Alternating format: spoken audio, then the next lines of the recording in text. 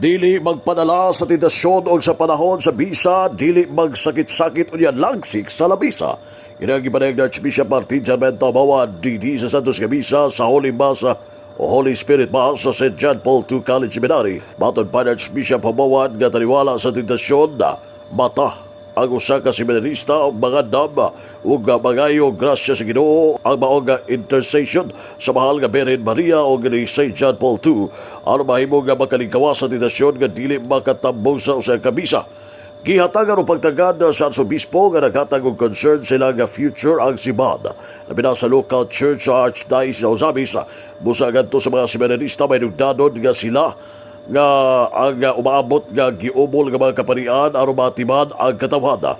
Matod pa ni Archbishop Jumoad nga ang seminaryo mao ang ilay kaduhang pamilya kay pamilya Jumoad ang unang tulugaan sa pagtudlo sa mayong nga pamatasan o sa seminaryo mao ilang pagbukas sa ilang mga mata aron mamayong kamahin o makakatuon sa pagkalagad sa katawhan panulugan to sa Ginoo. Samtang na kini sa ilang bukasyon sa seminaryo, ang seminarista mao ang giumol sa maong tulugaan nga magbukas kanila panulungan to sa kinabuhi sa kapari.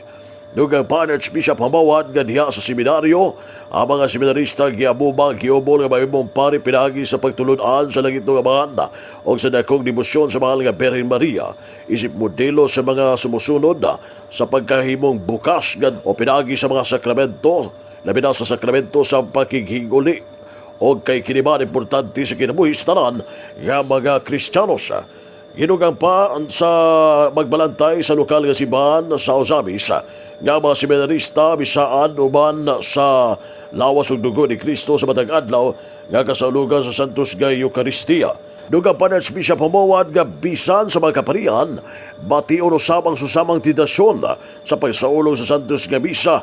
Di maabot sa punto sa ilang matang kinabuhi og mobangon og isalig ngadto sa Ginoo o ngadto sa mahal nga Birhen Maria aron sila mo ampo og mohimo sa Santos nga misa.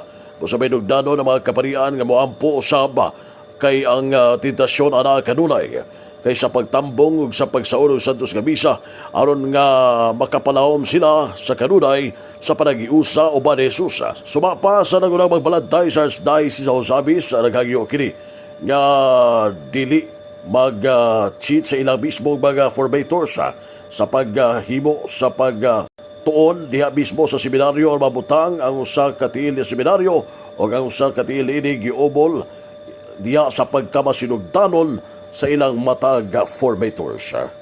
Adiya tipi kamay payag sa Archbispo sa Archdiocese of Zabis, Archbishop Martin Sarmiento Jumoad DD. Ayaw pasakit-sakit, panahon sa misa, pero nagsik, panahon sa misa o sa luno. Again, I say, ask the intercession of the Blessed Virgin Mary and St. John Paul II, so that you will be able to hide and overcome the temptation not to attend Mass.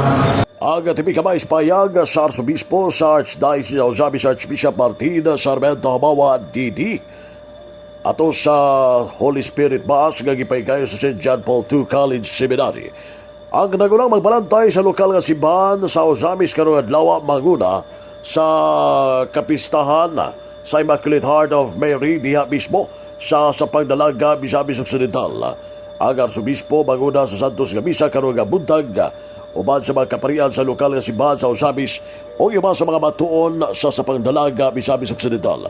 Ginasig dini labi na mga matuon matag pamilya nga mosaulog sa Santos nga misa kay kiniman ang sentro sa kapistahan diya sa pangdalaga Misamis Occidental. Labi na matag pamilya, mga membros pamilya nga mutambong sa Santos nga misa Pontifical Mass nga himuon karon nga buntag diya mismo sa Our Lady of Immaculate Heart of Mary sa pangdalaga Misamis Occidental. Alang sa DX din sa Emerging Gabana, Radio Jumoad, W8 Manuel Orenquillo Jr. Danag sa nakbayan.